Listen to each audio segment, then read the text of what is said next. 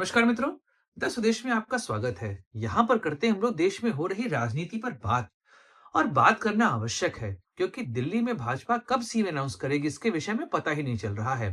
भाजपा के सामने समस्याएं बहुत ज्यादा हैं।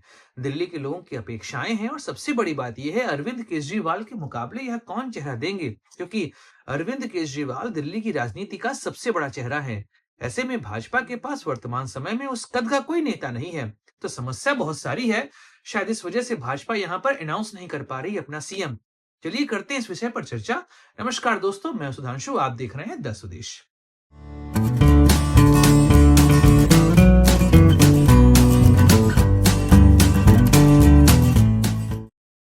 दोस्तों, दिल्ली में जब भाजपा को सत्ता मिली तो 27 साल लग गए।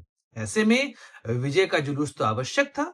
भाजपा ने विजय भी मनाया और अभी तो यमुना साफ करने को लेके आप देख रहे हैं बातें भी शुरू हो चुकी हैं और यमुना की सफाई भी शुरू हो चुकी है।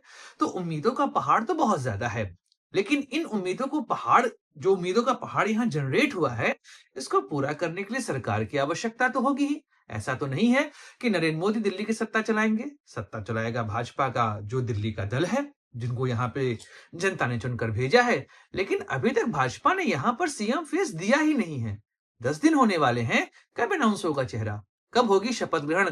सूत्रों से पता चल रहा था कि 17-18 के आसपास शपथ ग्रहण होने वाला था।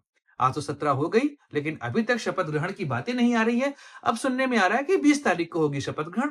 और क्योंकि 19 तारीख को आरएसएस हेडक्वार्टर का जो दिल्ली में बना है उसका उद्घाटन है। ऐसे में 19 को तो होना नहीं है, क्योंकि आरएसएस ने बहुत प्रयास किया है भाजपा को यहाँ पर सत्ता में लाने में। ऐसे में आ रही है खबर कि 20 तारीख को होगी यहाँ पर शपथ ग्रहण की पूरी प्रक्रिया। अब बात यह है कि भाई साहब, 20 तारीख को शपथ ग्रहण होगा, रामलीला मैदान में ही होगा।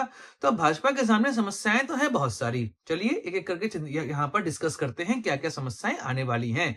पहले बात करते हैं अरविंद केजरीवाल की लीगेसी को कैसे करेगी काउंटर। देखिए, लीगेसी को काउंटर करना आसान नहीं है। अरविंद केजरीवाल ने दिल्ली की राजनीति में 11 साल लगातार सरकार चलाई है। ऐसे में कई सारे ऐसे प्रतिमान यहाँ पर सेट कर दिए जिसका मुकाबला भाजपा को यहाँ पर करना है। और जो सबसे बड़ी चीज यहाँ पर दिख रहा है कि शपथ ग्रहण समारोह यहाँ पर होने वाला है रामलीला मैदान में। आप देखेंगे अरविंद केजरीवाल से पहले जितने लोगों ने भी यहाँ पर शपथ ली है उन सभी ने राजनिवास में शपथ ली थी। लेकिन अरविंद केजरीवाल ने 2013 में मेट्रो से गए थे रामलीला मैदान और वहां पर उन्होंने शपथ ली थी। यही काम उन्होंने 2015-2020 में किया था। शायद भाजपा इस परिपाटी को तोड़ना नहीं चाह रही है, क्योंकि आम आदमी पार्टी और अरविंद केजरीवाल ने एक तरीके से जनता की सरकार का जो एक परसेप्शन वहां पे क्रिएट किया है, भाजपा इसको तोड़ना नहीं चाह रही है। इस वजह से शपथ ग्रहण समारोह की पूरी प्रक्रिया रामलीला मैदान में संपन्न होनी है। अब यह एक तरीके से दिल्ली की परिपाटी ही बन जाएगी। इसके बाद जो भी सरकार बनेगी वह रामलीला मैदान जाएगी शपथ लेने के लिए। तो यहाँ पर बात यह है कि जब आप शपथ लेंगे रामलीला मैदान में तो कई चीजें और भी आपको मेंटेन करनी पड़ेगी। और आपने देखा है जब भाजपा ने अपना घोषणा पत्र यहाँ पर डिक्लेयर किया था तो उसमें उन्होंने कहा था कि अरविंद केजरीवाल के द्वारा चलाई गई सभी जन कल्याणकारी योजनाओं को हम एज इट इज चालू रखेंगे। और शायद यह एक बहुत बड़ा कारण बना है भाजपा जो यहाँ पर सत्ता में लौट कर आई है। एक और बात यहाँ पर कर लेते हैं कि भाई साहब, दिल्ली में चीजें इतनी आसान क्यों नहीं है। अगर आप देखेंगे तो दिल्ली की राजनीति का सबसे बड़ा चेहरा है अरविंद केजरीवाल और वर्तमान समय में भाजपा के यहाँ पर 48 विधायक चुनकर आए हैं और 48 विधायकों में से कोई भी ऐसा विधायक नहीं है जो अरविंद केजरीवाल के कद का यहाँ पर हो। कई सारे नाम चल रहे हैं, 7, 8, 10 नाम चल रहे हैं और यहाँ पर कोई भी ऐसा नाम नहीं है जो अरविंद केजरीवाल की लीगेसी का मुकाबला कर सके। यह समस्या बहुत बड़ी है भाजपा के सामने। प्रवेश सिंह वर्मा, उसके अलावा आप बात करेंगे शिखा रॉय की यहाँ पर नाम चल रहा है, आशीष सूद का नाम है, विजेंद्र गुप्ता का नाम है, कई सारे नाम यहाँ पर चल रहे हैं। पर इनमें से कोई भी व्यक्ति अरविंद केजरीवाल के कद का मुकाबला यहाँ पर नहीं कर सकता।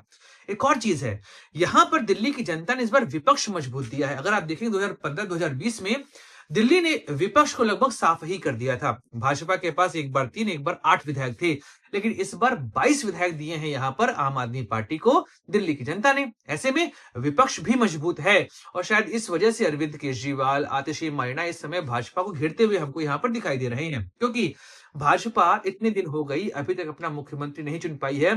तो आतिशी मार्लेना ने यहाँ पर कहा भी कि भैया कब दोगे अपना मुख्यमंत्री। अगर तुमको यहाँ पे सरकार नहीं बनानी थी तो हमको बोल दिए होते, हम सरकार बना लेते। अब भाजपा के सामने यह समस्या है क्योंकि विपक्ष लगातार उनको घेरेगा और जिन मुद्दों की बात करके भाजपा यहाँ पर आई है उन मुद्दों को इनको पूरा करना पड़ेगा, क्योंकि ऐसा नहीं है कि अरविंद केजरीवाल और आम आदमी पार्टी की राजनीति दिल्ली में समाप्त हो गई है। दिल्ली में अभी भी उनके पास 43% वोट शेयर है और भाजपा और आम आदमी पार्टी के बीच का अंतर 1.5 से 2% का ही है। ऐसे में इस वोट बैंक को आम आदमी पार्टी इजीली क्लेम कर सकती है क्योंकि उनका वोट बैंक यहां पर स्ट्रांग होल्ड बना हुआ है। एक और चीज समझिए, अरविंद केजरीवाल ने जैसी राजनीति की है वह यहां पर आंदोलन से उठकर आए हैं। इस वजह से भाजपा के सामने यह भी समस्या है क्योंकि अरविंद केजरीवाल एज एन आंदोलनकारी या भाजपा के लिए बहुत खतरनाक साबित हो सकते हैं। अगर भाजपा अपनी किए वादों को यहाँ पे सही तरीके से पूरा नहीं करेगी तो अरविंद केजरीवाल के आंदोलन की राजनीति यहाँ पर उनको फिर से वापस ले आएगी केंद्र में, क्योंकि अरविंद केजरीवाल का चेहरा अभी भी दिल्ली की राजनीति में बहुत मजबूत है। तो भाजपा को यह समझना पड़ेगा कि एक अच्छा नेतृत्व देना उनकी जिम्मेदारी है और जो वादे यहाँ पर उन्होंने किए हैं उन वादों को सही तरीके से उनको पूरा करना पड़ेगा, अन्यथा जनता के पास ऑप्शन उपलब्ध है। दोस्तों वीडियो समाप्त करते हैं, मिलेंगे अगले वीडियो में, चर्चा करेंगे किसी और राजनीतिक मुद्दे की। अपने दोस्त सुधांशु को दीजिए इजाजत। Like share subscribe the channel. जय हिंद, वंदे मातरम, भारत माता की जय।